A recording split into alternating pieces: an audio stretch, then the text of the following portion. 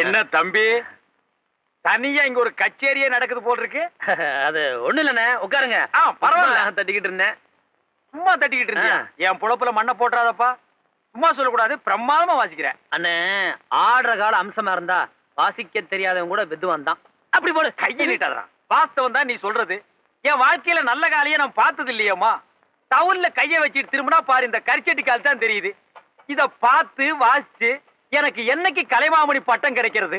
உட்காருங்கண்ணே. தம்பி டீ சாப்பிடுங்க. டீ வாங்க போனீங்க? நான் டீ சாப்பிடுறது இல்லீங்களே. நான் குடிப்பேனே. அப்போ கொஞ்சம் மோராவது சாப்பிடுறீங்களா? அதையும் நாங்க குடிப்போம்.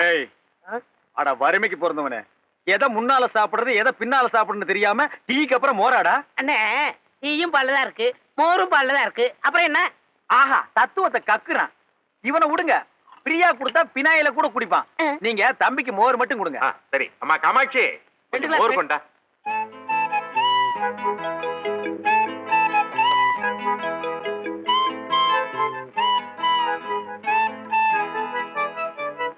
என்னது மோர் இவ்வளவு சூடா இருக்கு? நேத்தெல்லாம் பசு வெயில நின்றுச்சு. தம்பி தப்பா நினைச்சுக்காதீங்க. காமாட்சி எப்பவும் இப்படித்தான் விளையாட்டுத்தனமா பேசிட்டு இருக்கான். ஏமா மோர அடுப்பு பக்கத்துல வச்சிருந்த? பரவாயில்லைங்க, மோர் சூடா இருந்தாலும் ரொம்ப ருசியாவே இருக்கு. ஏ தம்பி, ஆட்டத்தை நீங்க எங்க கத்துக்கிட்டீங்க? ஆட்டக்காரங்க கிட்ட. சும்மா இருக்கீங்களா? தம்பி தவில் இல்ல, அதான் எதிர்நட பேசுது.